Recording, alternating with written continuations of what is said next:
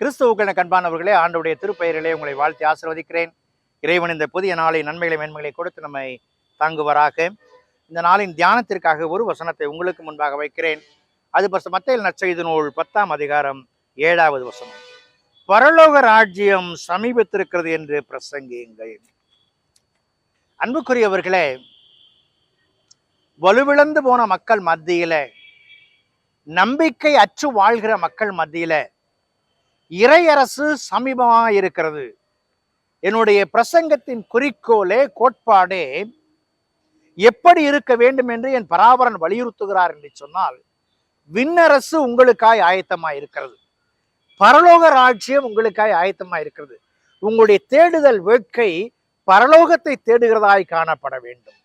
பாருங்கள், மத்தேயு நற்செய்தி 6ஆம் அதிகாரம் 33வது வசனத்துல வெகு அழகாக சொல்ற, முதலாவது தேவனுடைய ராஜ்யத்தையும் அவருடைய நீதியையும் தேடுங்கள்.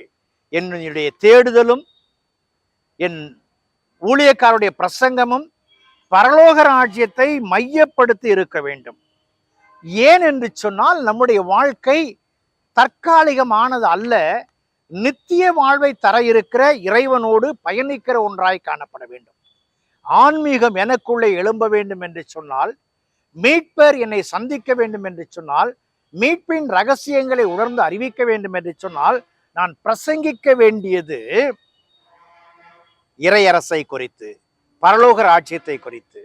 பாருங்கள், 1983ஆம் ஆண்டு ஆம்ஸ்டர்டாம் நகரில ஒரு கான்ஃபரன்ஸ் நடந்தது. அந்த கான்ஃபரன்ஸுக்கான தலைப்பு என்னவென்று சொன்னால், preach is preachable. Preach is preachable. நீங்கள் பிரசங்கியுங்கள், அவர் பிரசங்கிக்க தகுதியானவர். இன்றைக்கு அநேக நேரங்களில் மனிதனுடைய மேட்டிமைகளை குறித்து, மனிதனுடைய தாளந்துகளை குறித்து, மனிதனுடைய பணத்தை குறித்து, மனிதனுடைய பதவியை குறித்து நாம் பேசுவது உண்டு. ஆனால் இவையெல்லாம் அழிந்து போகிற ஒன்று. ஆனால் ஆண்டவர் எதை குறித்து பேச சொல்லுகிறார் என்று சொன்னால், அழியாத அரசாகிய விண்ணகத்தை குறித்து பேச சொல்லுகிறார். பரலோக ராஜ்யத்தை குறித்து அவர் பேச சொல்லுகிறார். அன்புக்குரிய விசுவாசிகளே, அவர் மக்களை அனுப்பும் பொழுது சொல்லுகிற வார்த்தை, காணாமற் போன ஆடுகளாகிய இஸ்ரவேல் வீட்டாரிடத்திற்கு போங்கள், என்னை அறிந்தும் அறியாதவர்களாய் வாழ்கிற மக்களிடத்திலே போங்கள், யூத மக்களிடத்திலே போங்கள், புற இனத்து மக்களிடத்திலே போங்கள், சென்று விண்ணரசை குறித்து அவர்களுக்கு போதியுங்கள் என்று சொல்லுகிறார். அன்புக்குரியவர்களே, என் ஆண்டவர் அழைத்த அழைப்பு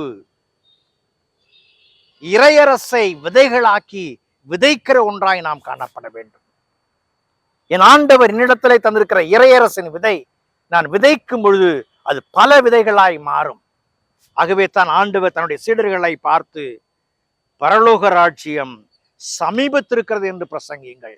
இது காலம், இதை விட்டுவிட்டால் செல்லாது, சாதிக்க முடியாது. சாதிக்க ஆண்டவரிடத்தில் வாருங்கள், இறையரசை பற்றி கொள்ளுங்கள் என்று சொல்லுகிறார். பற்றி கொள்வோமா?